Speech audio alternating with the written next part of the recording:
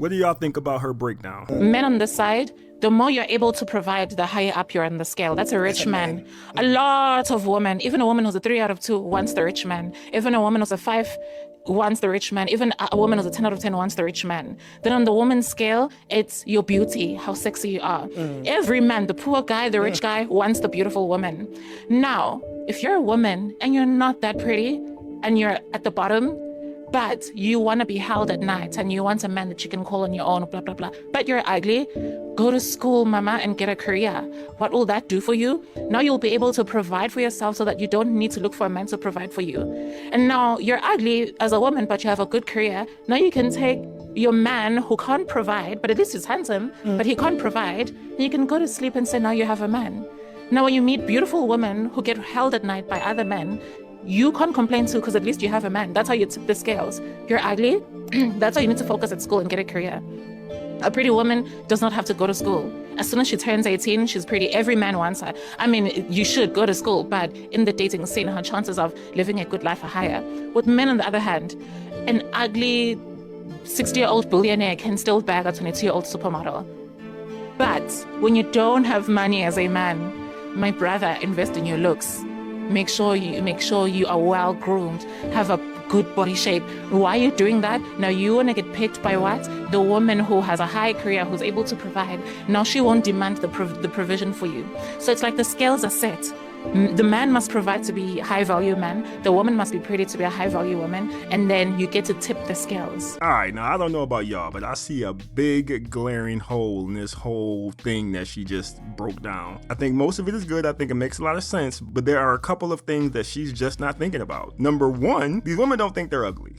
It doesn't matter if they're ugly or not. They don't think they're ugly. The 4s think they're 10s. You can't tell them they're ugly because then you're a bad person. So these 4s are just going to keep walking around thinking they're 10s. So that's your first problem. The second problem is if she did admit that she was ugly or just less attractive than other girls, you have another problem. Women can make as much money as they want. They are not trying to spend it on no dude. I don't care how fine this dude is. These women don't want to be providers. If that was the case, this whole dating scene would be fine right now. Fixed overnight. They'll do it for a short period of time, but they're not going to be doing it for the rest of their lives. These women aren't built for that. There are women out there who do great with their business, with their job, their CEOs, and they refuse to date a man who makes less than them. And a lot of those women aren't attractive, but they still refuse to date a man who makes less than them. So it doesn't matter. That's where your problem's gonna be. They ain't trying to provide for anybody. It sounds good when you say it, but they're not trying to do that. There are a bunch of men out there right now who got the body, got the looks, who they can get with, and the guy can be the stay-at-home boyfriend or the trophy boyfriend, and the girl can have the man of her dreams, and she can pay for all of his stuff. And everybody's happy. And on the other side, you have men doing the same thing. They got money. Maybe they're not the best looking guy, but they have the girl who's good looking but doesn't have any money. She's a stay-at-home girlfriend, trophy wife, or whatever you want to call her. And everybody's happy. The problem is the men are willing to do it. The women aren't. See, the women want both. Both. They want both of them. They want to have the career, the money, and get the same man that every other woman wants. That's the problem with your whole breakdown. Again, I agree with you. It's just not going to work because these women aren't going to do that. A lot of these women want it all. They don't care about none of that stuff you're talking about. They want it all. They're still going to want them to be tall. They're still going to want them to have everything else, even though they're, as you said, ugly. See, the problem is not only were women lied to about what getting a career and job was going to do for them in the dating world, no one told them the truth about what was going to happen when they became the breadwinner. They then would have to go through the man experience. And like I always say, the man experience isn't fun. You got to do things you don't want to do. You got to take that L. You got to take it on the chin. And that also means you're going to have to do the thing that y'all hate the most, which is pick up the check. But nobody told these women that. Nobody told you when you became the CEO, now you might have to pay for your boyfriend. See, no one told them that. And I'm talking about the rough looking women. I'm not talking about the real good looking girls. Just like she said, the good looking girls, they can probably pull something together because, you know, guys still are attracted to beauty. But you rough looking women who got a lot of money, y'all gonna have to pay for it. And don't ask me how much it's gonna cost. It may cost you a little. It may cost you a lot. But it will cost you. So I'm sorry, lady. I just don't think that plan's gonna work. But I want y'all to tell me what y'all think about it. Question for the men. If a girl tells you before the date that she has plans with her friends after, are you pissed? Or is 2 hours for a date a perfectly reasonable amount of time. And also, every girl knows that you're supposed to stack dates with other plans so that you're not nervous and that you didn't get ready for nothing. Duh. Girling 101. Like, I didn't mean to offend this gentleman.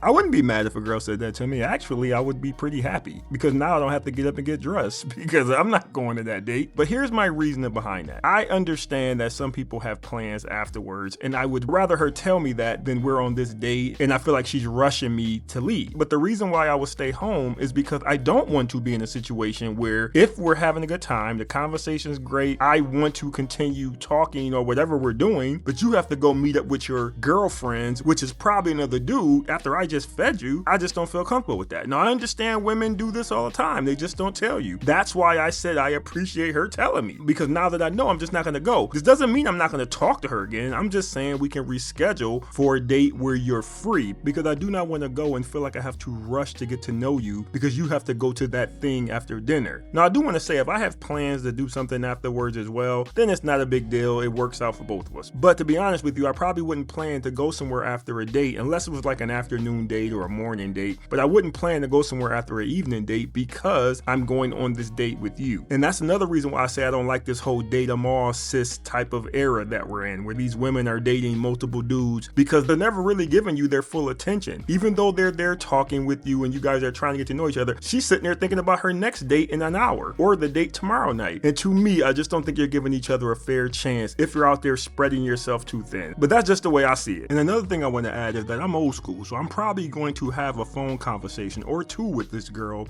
before the date. So in most situations, we should both be excited about the date and not making plans to dip out. But I want to know what y'all think about that. Would y'all be mad if a girl said that to you? What y'all doing in that situation? I'm not even gonna hold y'all, bro. Growing up without a dad is really not that bad, and she start picking up your mama traits. Like, not knowing when to start arguing or always trying to get the last word. That can really cost you in the long run, twin. And I ain't gonna lie, it cost me one time in Colorado. Me and my girl trying to get home. TSA got my ass down bad, twin.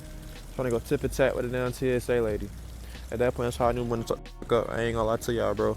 This is why y'all hear a lot of men online saying a lot of the men that y'all hate. A lot of you women raise those dudes. I'm talking about the dudes that are going back and forth with you in the comments or in person. They're always arguing and bickering with you. Y'all hate those dudes, but a lot of y'all raised them. Like he said, he got those traits from his mother. Now, of course, you're gonna see some men out there doing it. Like this young man, if he didn't catch himself, he'd probably still be doing that at 40 years old. But he caught himself. He's understanding now that that is a complete and total waste of time. This is why I'm always saying that I don't want to go back and forth with women. Y'all can argue till your eyes pop out. It doesn't matter. And you can never win. I used to do it, so I'm not removing myself in this category, but I am saying that is the most useless thing you can do. 99% of the time, you're not even having the same argument. You're arguing with facts. She's arguing with emotion. You're using logic. She's using her feelings. It doesn't go well. Learning how to walk away from those situations is the best thing you can do. In most situations, even if a man was raised by his mother, as he gets older, you would hope that he realized it and just stop doing it. But unfortunately, a lot of these men don't. This is why you see a lot of these men out there still arguing, going back and forth with these women, and I just think it's crazy. But just understand, this is where a lot of it comes from.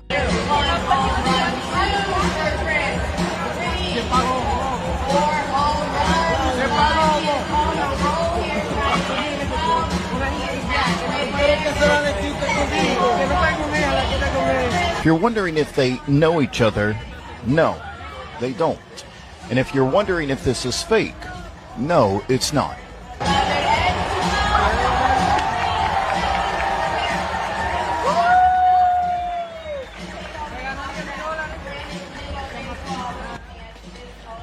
And now, here comes the police.